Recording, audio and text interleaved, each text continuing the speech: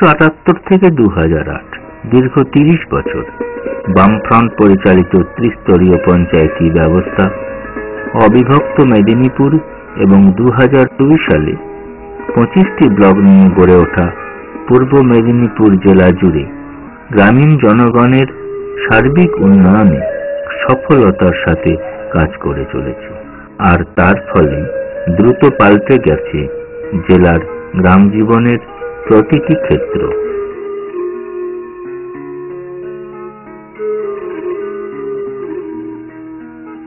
অবিভক্ত মেদিনীপুর 2002 সালে দ্বিখণ্ডিত হয়ে পূর্ব মেদিনীপুর জেলা হিসাবে নবরূপে নবগঠিত হয়েছে। সেই জেলার প্রথম পঞ্চায়েতের ত্রিস্তর পঞ্চায়েতের দায়িত্বভার সভাধিপতি হিসেবে আমি গ্রহণ করার পর এই জেলার শিক্ষা, স্বাস্থ্য, নারী উন্নয়ন, কৃষিজ সম্পদ, পরিকাঠামো, বিদ্যুতায়নকে ঘিরে এই জেলার সার্বিক অর্থনৈতিক বিকাশ এবং এই অর্থনৈতিক বিকাশের সাথে সাথে জেলার যেমন একদিকে আমাদের নারী শিশু উন্নয়নেরও উন্নতি ঘটানো হচ্ছে, হাজার হাজার নয় লক্ষ লক্ষ মেয়েদের নিয়ে স্বসহায়ক দল করে, তেমনি তার পাশাপাশি ক্ষুদ্র শিল্পের উপর গুরুত্ব দিয়ে এই জেলাকে, জেলার মানুষকে শিক্ষা, স্বাস্থ্য এবং সংস্কৃতির অগ্রগতি জেলা হিসাবে আমরা এগিয়ে নিতে পারছি বলে আমার স্থির বিশ্বাস। গ্রামের গরিব পরিবারগুলির প্রাপ্তবয়স্ক সদস্যদের কর্মসংস্থানের লক্ষ্যে প্রতিটি ইচ্ছুক পরিবারের সদস্যদের 100 দিনের কাজের নিশ্চয়তা এবং তার থেকে গ্রামীণ এলাকায় স্থায়ী সম্পদ সৃষ্টির কাজে সারা পূর্ব মেদিনীপুর জেলায় গ্রামীণ কর্মসংস্থান প্রকল্পে 2007 অক্টোবর পর্যন্ত 41,774টি কর্মদিবসের মাধ্যমে 30,350 জন পুরুষ এবং 1,09,424 জন মহিলার কর্মসংস্থান সম্ভব হয়েছে। প্রকল্প রূপায়ণের 5,13,18,000 টাকা খরচ করা হয়েছে গ্রাম উন্নয়ন সমিতি, গ্রাম সংসদ এবং ত্রিস্তরীয় পঞ্চায়েতের মাধ্যমে।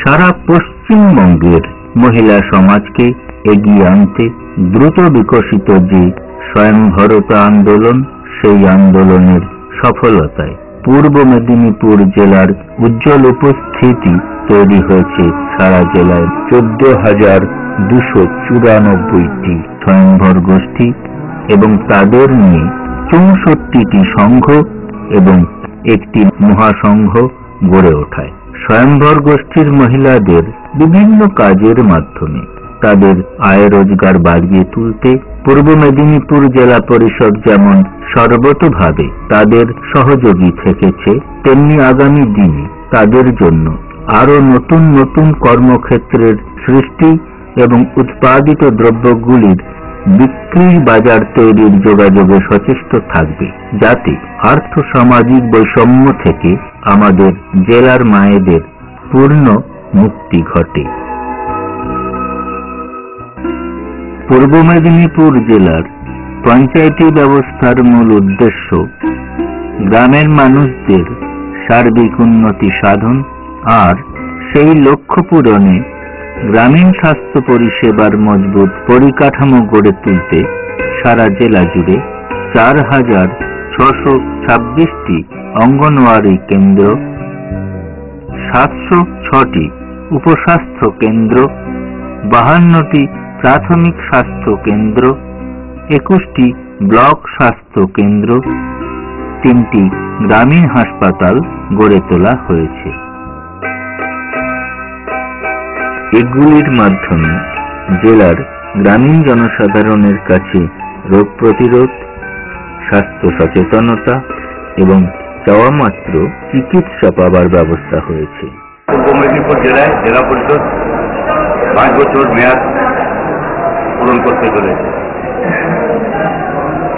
এবং এই 5 বছরের মধ্যে নতুন করে জেলায় যে পরিকাঠামো গড়ে তুলতে হবে, সেই পরিকাঠামো সবটা এখনো গড়ে তোলা যায়নি।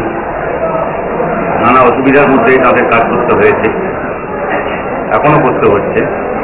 তা সত্ত্বেও এই জেলায় যে সাফল্য অর্জিত হয়েছে ত্রিস্তর পঞ্চায়েতের মাধ্যমে, তা সারা রাজ্যে অন্যান্য যে সমস্ত জেলা রয়েছে তার তুলনামূলক বিচারে সেটা উল্লেখযোগ্য। এখানে আমাদের সাধারণ মানুষের জন্য, গ্রামের মানুষের জন্য, তাদের উন্নয়নের জন্য 5 বছর আগে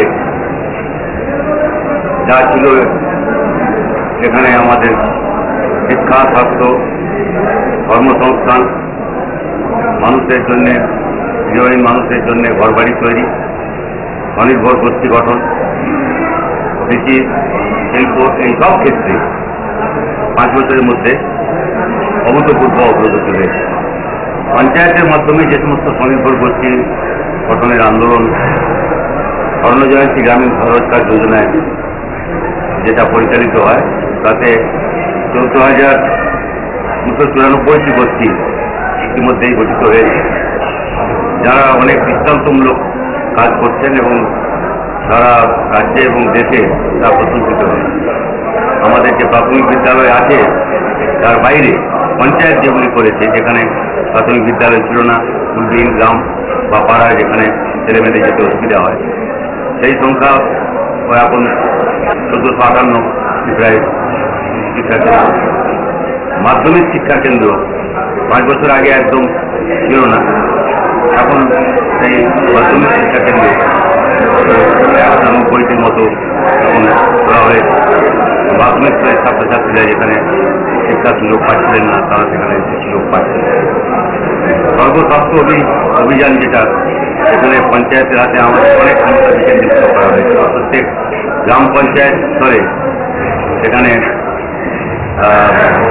গ্রাম পঞ্চায়েত কেন্দ্রে, গ্রাম পঞ্চায়েত অফিসের কাছাকাছি কোথাও বা গ্রাম পঞ্চায়েত অফিস সংলগ্ন এলাকায় সেখানে উপকেন্দ্র তৈরি হচ্ছে। 8.5 লক্ষ টাকা দিয়ে প্রত্যেকটি উপকেন্দ্র তৈরি হচ্ছে এবং সেই কাজও প্রায় সমাপ্তির মুখে। এখন গ্রাম পঞ্চায়েত কেন্দ্র ছাড়া অন্যান্য জায়গায় স্বাস্থ্য উপকেন্দ্র তৈরি হবে। এখানে সমস্ত ব্লক প্রাথমিক স্বাস্থ্যকেন্দ্র যেগুলোকে, সেগুলোকে গ্রামীণ হাসপাতালের স্তরে উন্নীত করা হচ্ছে এবং প্রত্যেক ব্লকে একটি করে প্রাথমিক স্বাস্থ্যকেন্দ্রকে ব্লক প্রাথমিক স্বাস্থ্যকেন্দ্রের মতোই সেখানে 10 শয্যা বিশিষ্ট পক্ষে যাতে করা যায় তার প্রচেষ্টা হচ্ছে এবং সে কাজও শুরু হয়েছে, চলছে সে কাজ।